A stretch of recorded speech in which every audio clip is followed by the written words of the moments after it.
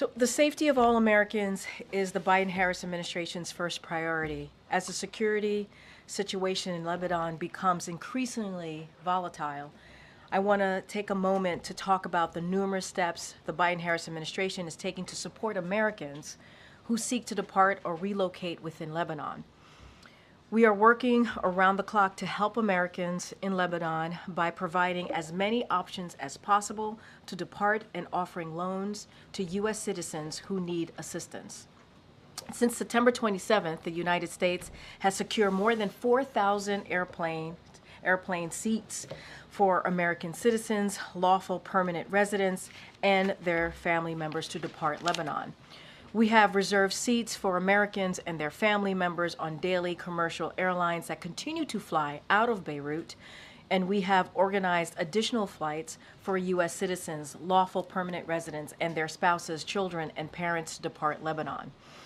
As long as the Beirut airport remains open, we will continue to make more airplane seats available daily. To date, the number of seats available continues to exceed demand. The U.S. Embassy in Beirut remains open and can help Americans who need emergency passports or other documentation. We urge Americans to take advantage of these options. Ultimately, a diplomatic resolution is the only way to achieve lasting stability and security across the Israel-Lebanon border. We are in discussions for when we will be able to achieve that. Now, earlier today, as many of you saw, the President and the Vice President received an update regarding Hurricane Helene response and recovery efforts. Under their leadership, FEMA has provided $344 million in direct assistance to survivors, along with an additional $180 million to ensure our federal partners can carry out their critical recovery work. More than 8,000 federal personnel are deployed, including FEMA disaster survivor assistant teams that are in neighborhoods across the affected states, helping survivors apply for assistance. These personnel across the Southeast, including Florida, will both continue Hurricane Helene recovery efforts and respond to the impacts of Hurricane Milton. As the President has said, we will be there for the communities devastated by the storm for as long as it takes. The President and the Vice President received a briefing on the administration's life-saving preparations ahead of Hurricane Milton. The President continues to mobilize a whole of government effort to prepare for Hurricane Milton. Earlier this week, the President quickly approved the state of Florida's and the Seminole tribe of Florida's request for an emergency declaration pre-Milton landfall. He directed his team to keep working to increase the size and presence of our efforts as we prepare for Milton's landfall. The President spoke directly to Governor DeSantis, Tampa Mayor Castor, Clearwater Mayor Rector, and Pinellas County Chairwoman Peters to make sure we are meeting their needs, and gave them his personal number so they can call him directly. At the President's direction, the administration has been in touch with more than 60 local officials in cities and counties along the likely path of impact to ensure needs are met in advance of the storm. The President gathered his cabinet representing 16 agencies and departments to ensure every corner of the U.S. government is assisting with Helene recovery and preparations for Milton.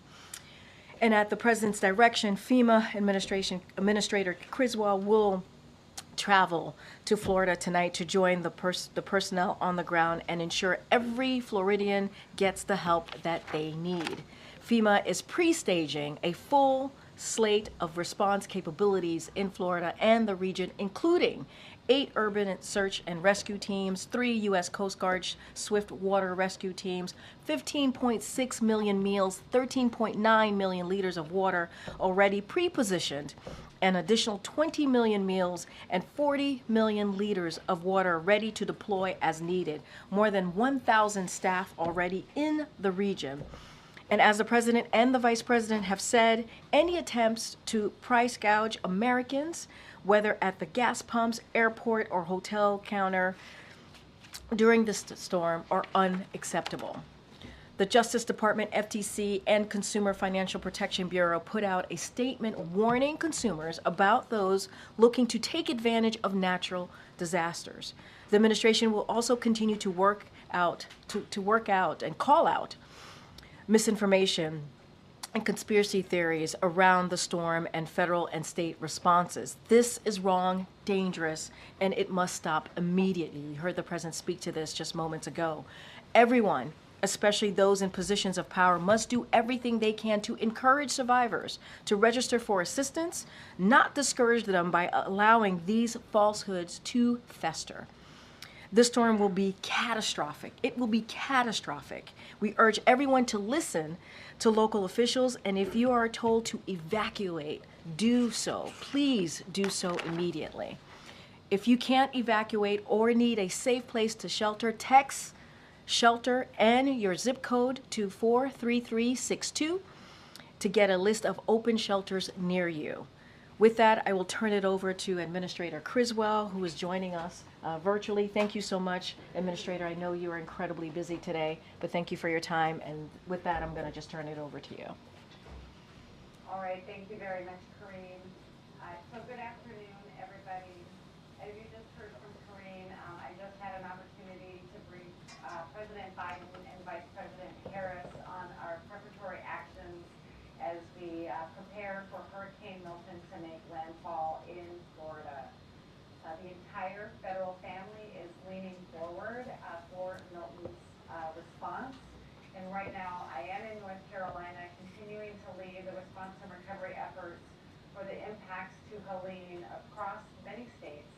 But I will be traveling this evening to Florida to be with the team that I have there on the ground, as well as meet with the governor and his team to make sure that we are working side by side to meet the needs of Floridians as Hurricane Milton passes through the state. I want to deliver a very important message to the people of Florida. This is going to be a catastrophic storm. It is going to be a potentially deadly storm.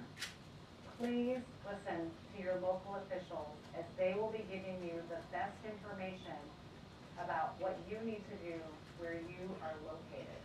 This storm is going to bring deadly storm surge, intense winds, flooding, but it is already bringing tornadoes across Florida.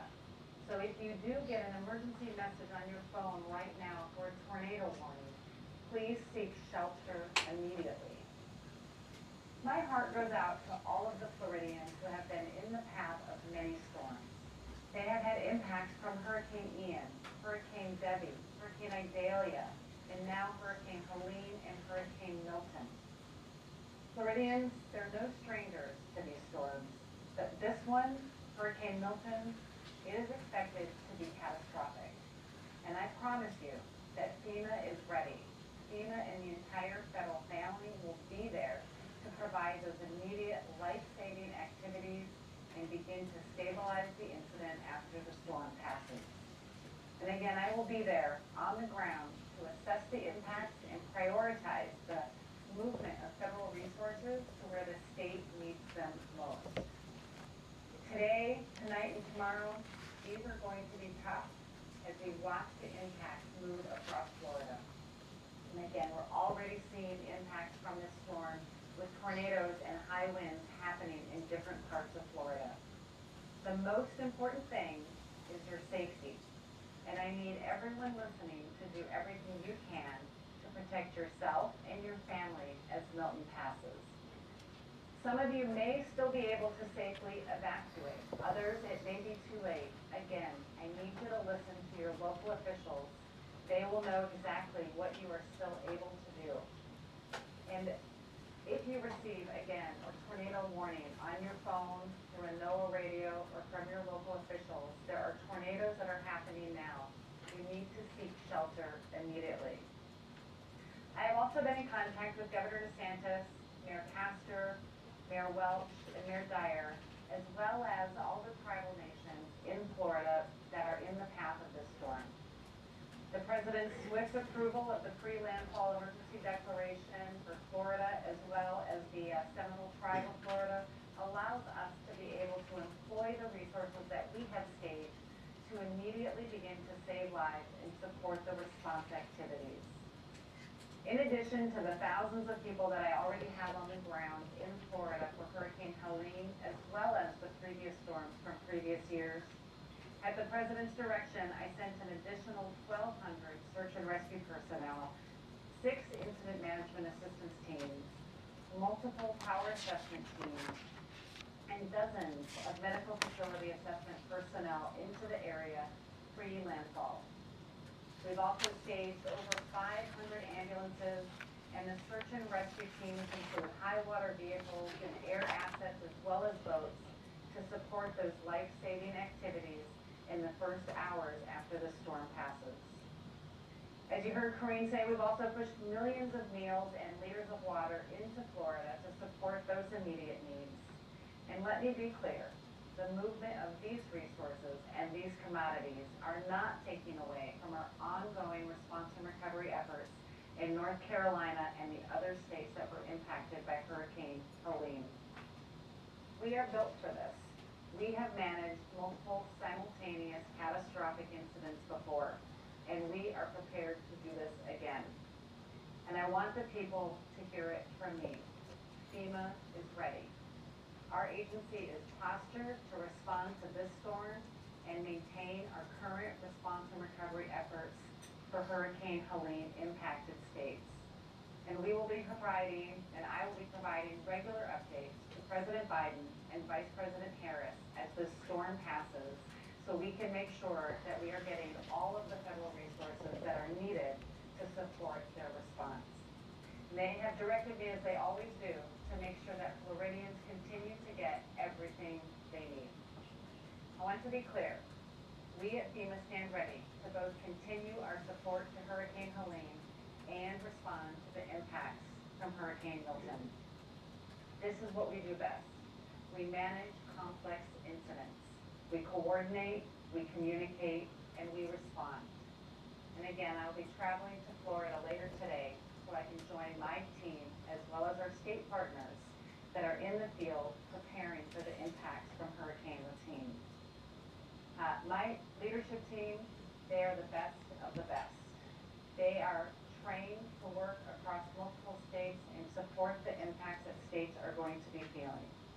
And I want everybody to know that we are prepared for what we need to do to support Florida as well as all of the other states. Before I take questions, I just want to emphasize once again, because this is extremely important, people need to listen to their local officials. They need to take this storm seriously. It's going to hit the west coast of Florida as a major hurricane, and it will still be a hurricane as it departs on the eastern coast of Florida. There will be flooding, there will be tornadoes, storm surge. Take the actions you need to protect yourself and your family. We do not need to lose any lives as a result of this storm. We have the time to prepare.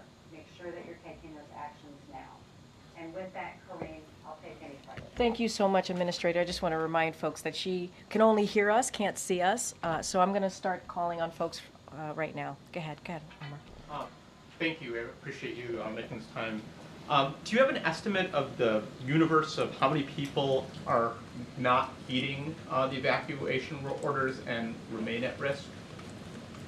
I do not have an estimate, but what I can tell you is that I was in Florida on Monday. I met with the mayor of Tampa and the mayor of St. Petersburg, and I saw people leaving the area. People are listening. They are leaving. But we know there's always a few that want to stay behind and protect their home. This storm is different. This storm is going to bring deadly storm surge. And so I want people who still have time to evacuate to make sure that they're doing so, but doing so safely under the guidance and the advice of their local officials. Go ahead, MJ. Thank you, Administrator. This is MJ Lee with CNN. The White House has been talking a lot about the threat of misinformation, disinformation as it relates to storm recovery efforts. Can you talk to us about whether there's one piece of incorrect information that you think, in your view, has been most damaging, that you think would be most important to clarify? Well, honestly, I think all of it is damaging to our ability to be able to reach people. It's intentional to create distrust, and that level of distrust is, as the president said earlier today, un-American. And what we need to do is make sure people can get the assistance that they need and they deserve. And so I want people to be able to come to us, register for assistance, so we can help them on their road to recovery. Go ahead, Nandita. Thank you, Colleen. Administrator, you have said that FEMA has enough money to get through both hurricanes, Helene and Milton, but that you're assessing how much more you need from Congress. Is there an assessment that you can share with us? We're continuing to make that assessment, as we do not know what it's going to cost us right now to get through Hurricane Milton. I think, as I briefed all of you before, we went into immediate needs funding in August of this year. That allowed me to make sure I had enough money for this response, and I needed that for Hurricane Helene. Without going into INF, I probably would not have had enough money to support Hurricane Helene. With the full authority to spend against the President's fiscal year 25 budget, I've been able to start paying the recovery projects that we put on hold. But the amount that we're spending for Hurricane Helene and the amount that we anticipate we're going to spend for Hurricane Milton, we are watching that very closely and assessing it every day so we can have a good estimate of how much more that we will need to be asking for in a supplemental. Go ahead, Selena. Thank you, Corinne. Thank you, Administrator Criswell. Selena Wayne with ABC News. Could you give any specific examples about the real-world impact that this misinformation is having, both in terms of, are you seeing people who aren't taking precautions because they don't trust the government or FEMA or NOAA, and then in terms of the threat to FEMA workers, have you seen examples of threats against them on the ground? Yeah, I think the biggest thing is that what I am hearing is people that are not coming to us and asking us for assistance. They're not registering for the help that they need, or they are afraid to approach some of our staff because they are unsure of what the government is doing. I think one of the biggest ones that I continue to hear is that we're going to take their land from them. Simply untrue. When you register for assistance, we give you an initial amount of money, $750, to help support those immediate needs. And there were rumors out there that if you received this money and you didn't pay it back, that we would take your home. Simply untrue. This is a series of assistance that we give over time, those immediate needs. We've already given out over $60 million in North Carolina alone for people's property losses as well as this immediate assistance. We will continue to give that money out. And as it relates to my staff, I mean, it's just demoralizing. I think that if they take it personally, they have left their families and their homes to come here and support people in need, but they're focused. They continue to stay focused on why they're here. They know their purpose, and that is to help people, and we'll continue to do that. Okay. Go ahead, Gabe. Thank you, Administrator. You said before that you have dealt with misinformation in the past. Why do you think that misinformation is so rampant this time around? Is it because of the election? Is it because of certain politicians? Is it because of tech platforms? Or is it because of potentially a foreign actor? Yeah, I mean, I have definitely seen misinformation before. We have had misinformation for, a long time, but we have seen it increase recently. We saw a significant increase in the response in Maui, and even more, the greatest amount that I've seen in this response to Hurricane Helene. I don't want to speculate as to why we're seeing this increase. It's just damaging, and it just makes it harder for us to do our job, and it's a distraction for the people that are out there doing really hard work to help the people get the assistance that they need and deserve. Ken? Could you just describe, the storm is going to be making landfall late at night on the West Coast. To what extent does that add to the complications or the dangers for residents? And just how unique is it, the fact that it will be a hurricane when it hits the West Coast, but also a hurricane when it exits the East Coast of Florida? I think anytime we see a storm hit during the evening, it just complicates things, right? Because we know that we will have power outages as a result of this. It will be dark. People will have to try to protect themselves without the same level of light that they're used to. It just creates a whole other level of complication. But as we heard from Director Brennan earlier today, it is very rare for a storm to be a hurricane when it makes landfall and as it exits the state. It's going going to move quickly, according to him, through the state, but that means it's going to create these catastrophic impacts across the state. We're going to see the most significant with storm surge on the west coast, but we know from Hurricane Ian how much inland flooding and flash flooding that happened on the east coast in the Orlando area. And so we're concerned about that, and that's why I talked to the mayor of Orlando earlier today to make sure he knew that even though the west coast is getting a lot of focus on this, that the east coast is going to have significant threats as well. And that's why I've also got incident management teams right there in the Orlando area to help work side by side with the local officials so we can get those resources in as quickly as possible when this storm is making landfall and moving across the state. And I know, Administrator, you have to head out. Akela, you have the last question. Hi, Administrator. I'm just wondering if the administration is confident that the election will still be able to be conducted by November, that power outages, that roads will be safe to drive on so voters can cast their ballot. So, the election piece is with the states, and we have resources that we can help them with to ensure we meet whatever needs that they have, and we'll continue to work with them if they have any specific requirements. Thank you so much, Administrator. Safe travels. I know you've been in North Carolina for some time helping on the ground there. We really appreciate everything that you're doing, and safe travels to Florida tonight. Thank you. Corinne. Thanks, everybody. Okay, Amr? Great. On the Netanyahu call earlier today, was the president told by Prime Minister Netanyahu how he intends to respond to Iran after the October 1 attack? And then secondly, the Prime Minister's office and President Trump have confirmed they spoke last week. Was the White House informed of that call ahead of time, and do you know the contents of that call? And just generally, are you comfortable with that type of conversation happening? So look, a couple of things. You just asked me a slew of things there. I do want to say, I know there's the rabbi call that the president's going to be doing momentarily. We'll let you know when that happens. I think we're running a little bit behind, and I know that there's going to be an opportunity for all of you all to tune in. Let me just give you a couple of just top lines on the call. It lasted about 30 minutes. It was 30 minutes long. It was direct. It was productive, obviously the call that the president had with the Prime Minister of Israel.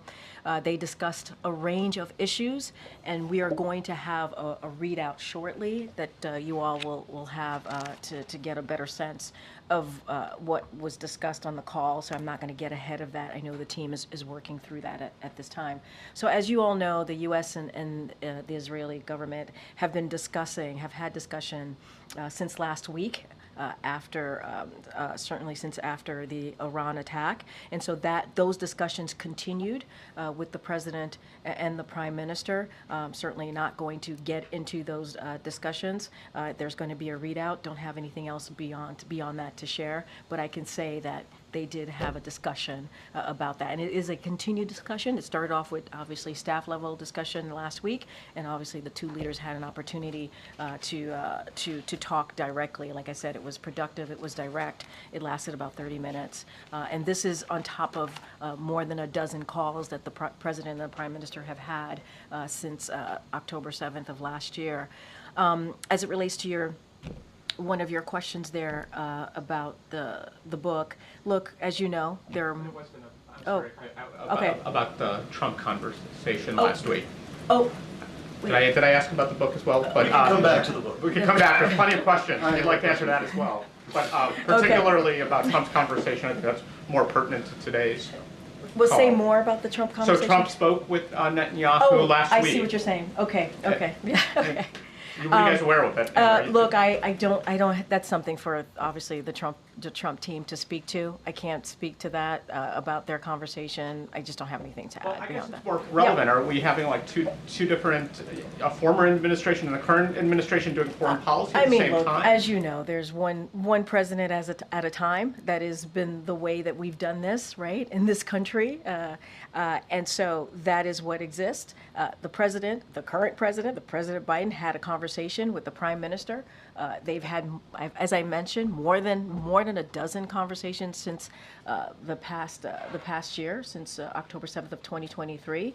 And I think what you have seen from this administration is the continued support for Israel's security. You saw that over the past couple of days, obviously since past couple of weeks, when Iran attacked Israel, the president directed his military to protect Israel. He was very proud to be able to do that, and that support continues. They had as I said, a direct, a productive conversation, as they've had for many times. This is, when you think about the president and the prime minister, they've known each other for decades, and so that's what I can speak to. I'm not going to get into the former president and his conversation with world leaders. And if I can just ask one about the book. Yep. Russia said today that the COVID testing material that was given to Putin by Trump was nothing abnormal. Back then, there was a lot of trading going on of material. Is that true? And then if it is true, why was the president going after Trump yesterday at the Casey fundraiser over giving Putin this material? I mean, look, that was a political event, so I'm going to let the president speak to what he said at that event. I'm not going to go beyond that. What I will say is, as it relates to what happened in the last administration, how then the president behaved and what he was able to do, whatever's being reported, I'm going to leave it to the 2020, that time in 2020, to that administration. Look, what I can say, and we can say very proudly and forcefully, I believe, is how this president responded to a once-in-a-century pandemic. He put forth a comprehensive strategy to move forward, to get shots in arms, money in pockets at a time where the economy was at a tailspin.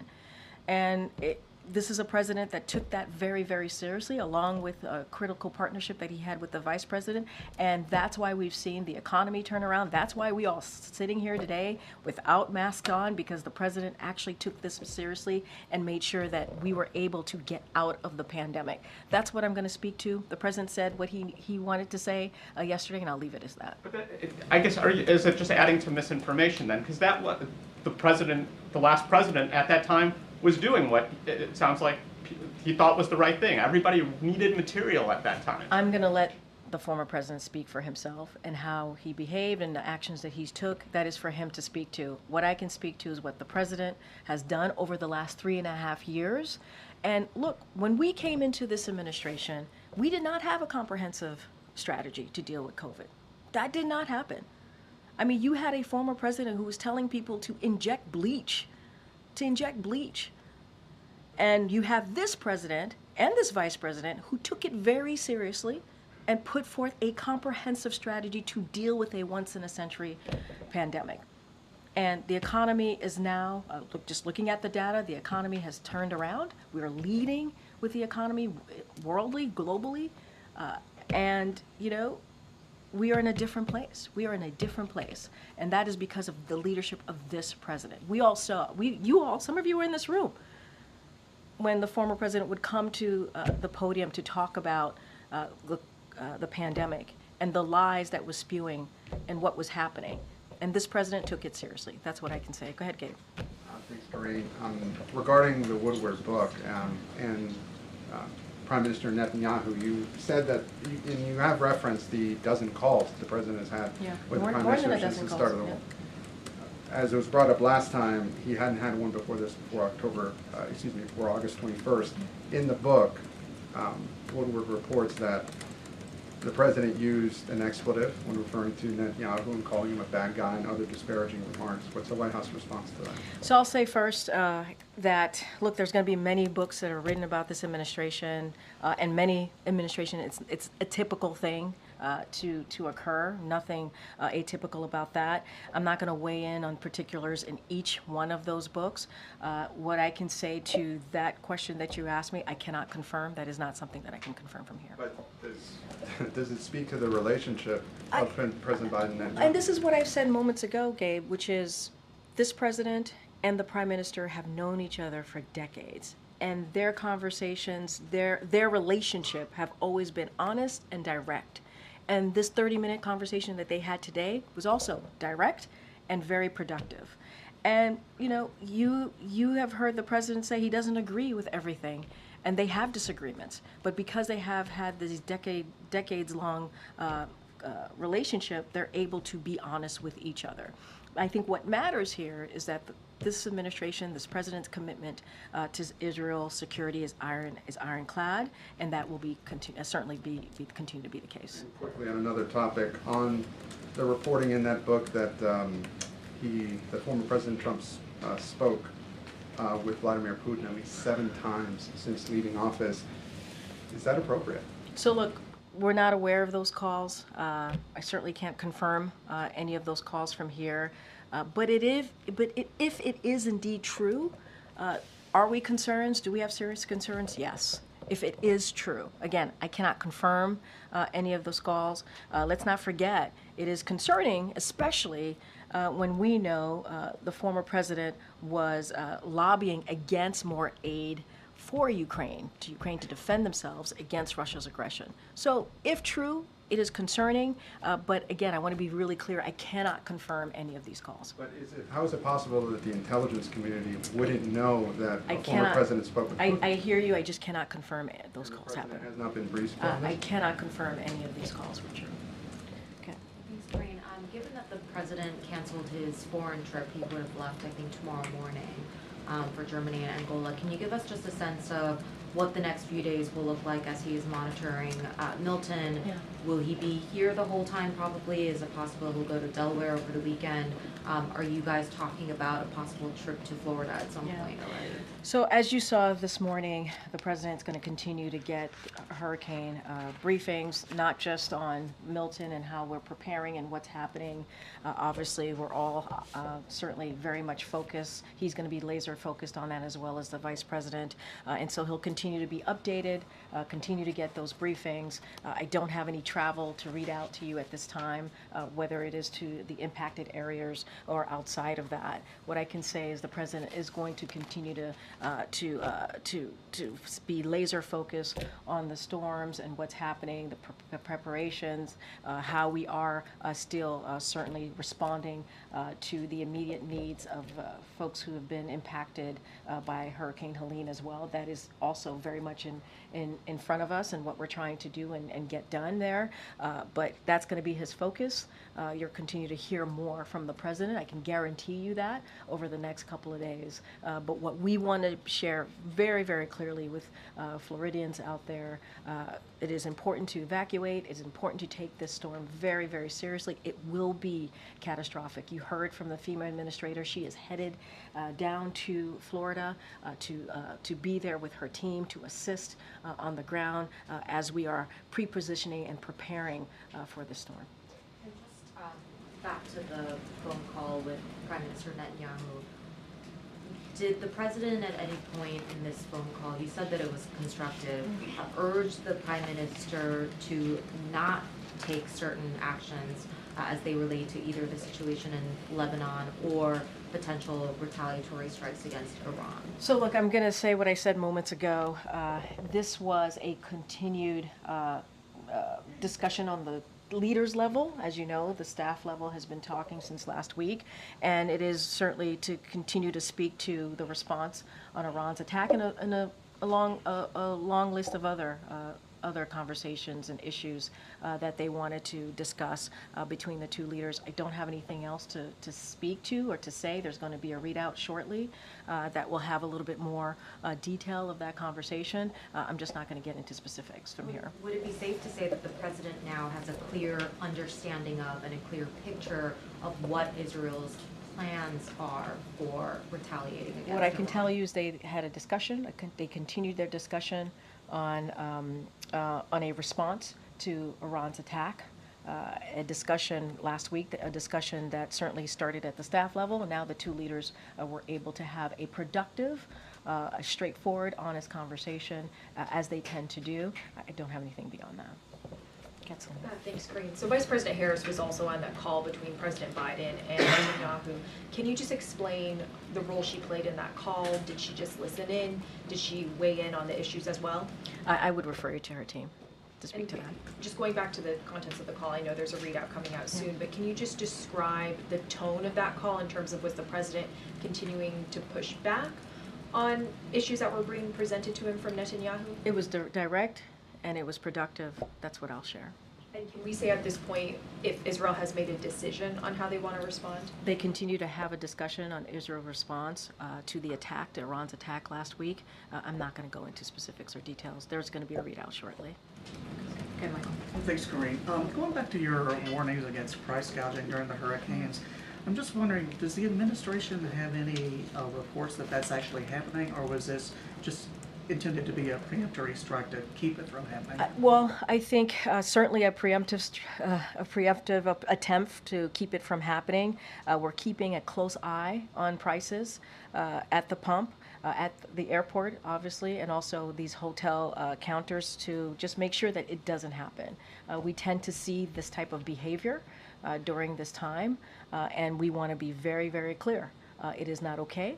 It is not, there's no time to do that, but certainly when people are evacuating, when people are fearful about what's to come, especially with the historic hurricane like Hurricane Milton, we want to make sure that this is not happening.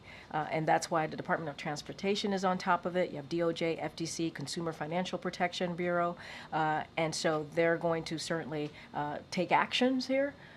And to protect consumers, and that is what we want to make sure that we're doing. We're protecting consumers, we're protecting Americans, and so that's our focus. Okay. Thanks, Corinne. Going back to the reporting in the Woodward book, Yeah.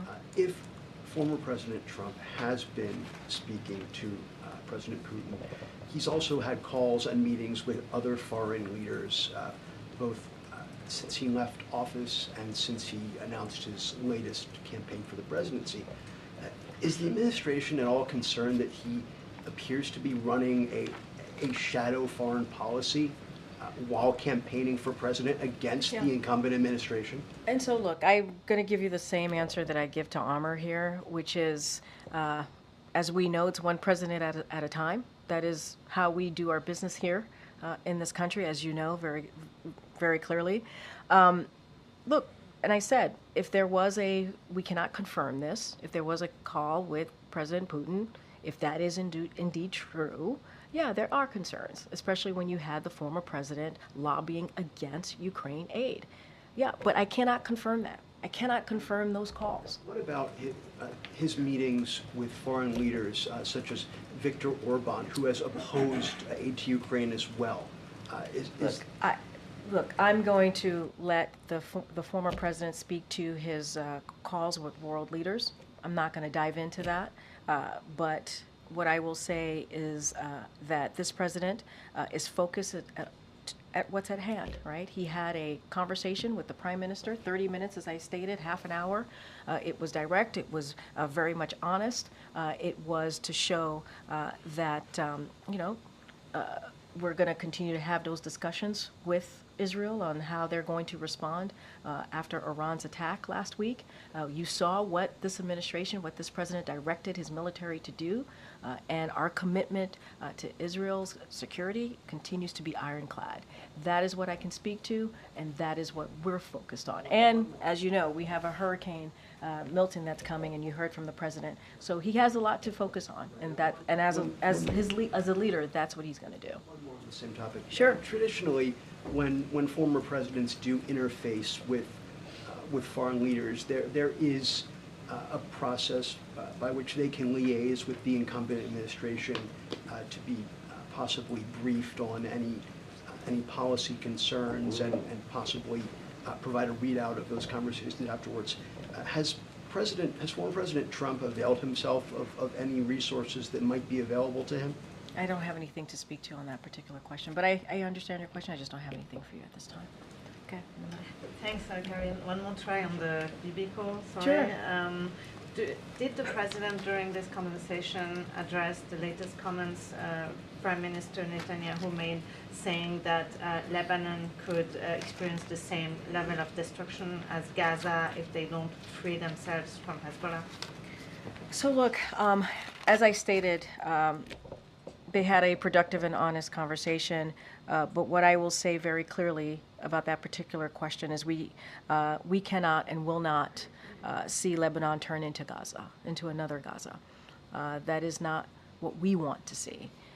The suffering in both Gaza and Lebanon adds even greater urgency, as you've heard from us, to our efforts certainly to end the conflicts and lay a foundation for lasting peace and security in the region.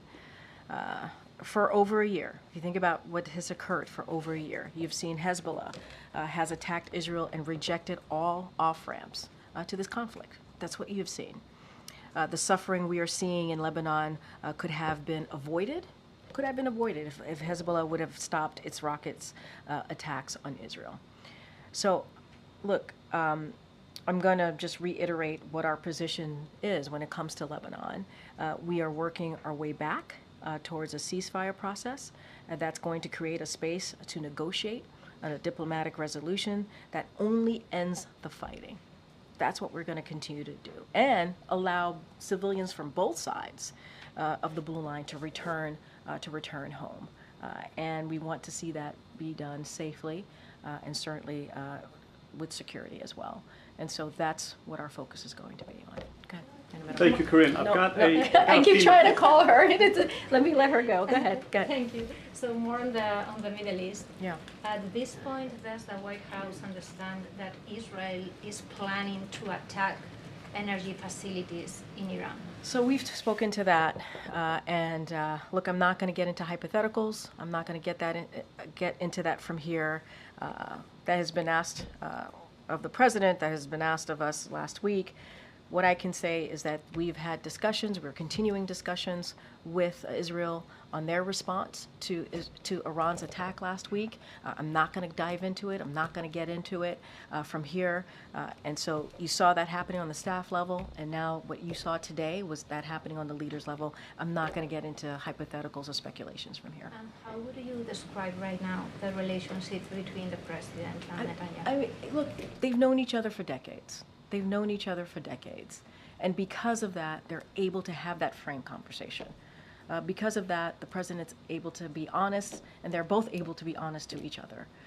And I think what I can report to you, and I've said this multiple times already, the conversation that they had today was productive. And it was direct, very much in line with many other conversations that they have had, not just in the past year, but over decades. And I think you've heard the president speak directly about his relationship with the prime minister. And so they've known each other for a long time. They've had a decades-long friendship, and I think that says it all for me. Go ahead, Mandy. Thank you. I will say in the Middle East, you said that the administration will continue evacuating U.S. citizens from Lebanon as long as the airport is open. Do you have any guarantee that Israel is not bombing the airport? Say that one more time. The last part, I didn't hear that. Does the White House have any guarantee that Israel will not bomb Beirut airport? So look, we're going to have very direct conversations with the government of Israel about the shape and the nature as we speak about Lebanon specifically, right? And the ultimate scope of their campaign. And those conversations are going to continue. And I'm not going to get into specific conversations that we're having, but it will continue to be very direct. And that's what you've seen over the past year, and that's what's going to continue. You also said that you're working towards a ceasefire and a diplomatic solution as the best outcome to the crisis.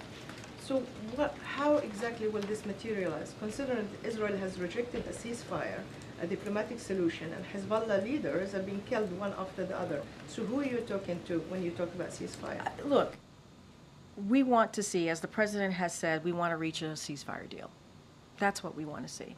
And again, to provide space for that diplomatic resolution, those diplomatic conversations, and we want to see civilians on both sides to return back home. And on both sides of the border, obviously. And so those discussions continue. We have been very clear that those conversations have been continuing for some time now. And ultimately, we need a diplomatic resolution. We understand that. We have to have a diplomatic resolution, and that's the only way to achieve that long-lasting stability. Right? When you think about security across the Israel and Lebanon border. And so that's what we want to see. it doesn't stop us from having those conversations, to having those discussions. Today, you heard from me, you heard from us that the two leaders spoke about an array of issues. They continued that discussion about how Israel's going to respond to Iran's attack from last week, and a bunch of other things that are incredibly important to both leaders. We'll have a readout shortly that will share a little bit more. And one last question. In 2 weeks, there is already 8 hospitals in Lebanon are out of service. There is thousands of people being killed. There is 1 million forced to flee their homes, and the Israelis has called in for more troops. So how can this not be a scenario in Gaza that we have seen it unfolding? And second isn't that a mission creep? How do you agree with the Israelis on the outcome of the war if Netanyahu said we're going to continue regardless of what the White House more or less is saying, as long as we are not achieving our aims in Lebanon? Look, I'm going to say what I said moments ago. We do not want to see Gaza, what happened in Gaza happen in Lebanon. That's what I said, and that is something that we do not want to see. And as we've said, Israel does have the right to defend itself. To go after their security threats that they see. But one civilian casualty is too many, and we've been very clear about that. Israel must take every feasible precaution to prevent civilian harm. And those are the discussions that we're going to continue to have. Look, you heard from us, we announced some humanitarian assistance for Lebanon, for the challenges that they're dealing with. $157 million, we announced that last week to deal with those humanitarian challenges. And so we're aware of what's going on, and we've been very clear. We've been very clear on this. Okay, Jared. Just two kind of clarifying questions, at least clarifying for me. They may be clear for others. But have you, in the talks that the president has had with the Israeli prime minister, sort of beyond just kind of the details or the readout, is there now an expectation that Israel would inform the administration in advance of action it's planning to take against Iran? What I can tell you that the discussions continue and how Israel's going to respond to that attack, to the attack from Iran last week. Those discussions continue. I'm not going to get into details from here. And then just quickly on the Lebanon, you talked about kind of the efforts being made to help Americans get out. Yeah, Americans so far, who are in Lebanon. Are those all commercial flights at this point, or are you talking about like some military charters or diplomatic charters as well? Yeah, so what I spoke to was commercial flights, and what we're trying to do, get some seats on, certainly on these flights. I would refer you to the State Department. They did a very good laydown of this as well, and they're certainly helping to lead that effort, so I would refer you to the State Department on any specifics. Go ahead, Phil. Thank you, Kareem. You're pretty consistent. You don't often speculate about hypotheticals, but today on more than one occasion, you've said that if it's true that former President Trump spoke with Vladimir Putin, then that's concerning. Yeah. I'm wondering, why is this administration willing to speculate about that in particular? I said if it's true. Speculation. It's speculation, but if it's true, because I knew, right? We all knew that you all will have questions about for us about the national security concerns, about our thoughts about this, and so if it is indeed true, right? We're talking about President Putin here. We see what's happening in Ukraine, Russia's aggression in Ukraine. That's about democracy. That's about Ukrainians fighting for their freedom. And we've heard the former president say and lobby against the funding for Ukraine. So yeah, if it is true, it is indeed concerning, because we're talking about our national security here. So I want it to be very, very clear. And so I'll leave it there. And then a second question. Sure. Does President Biden regret making Merrick Garland his Attorney General, as Mr. Woodward has reported? Look, the reason I'm able to speculate, because that's a national security concern, I wanted to be very clear about that. But as I've stated many times before, there's going to be many books written about an administration. It's very much typical And I'm just not going to comment on every specifics, every matter that comes up or any particulars that come up. And then a national security question. Yeah. Mr. Woodward also reports that according to intelligence reports, White House officials here believed that there was as much of a 50% chance that Russia would use a tactical nuclear weapon in Ukraine. I mean, is that 50% odds number, is that accurate? And if so, Yeah. Would this administration, let the American public know that that kind of risk is real? Again, I'm not going to speak to everything that is in a book, every particular. There's going to be many books written, and we understand that. It's not atypical, but I won't respond to every piece in the book. All right, guys, got to go. Thank you so much. We'll see you tomorrow.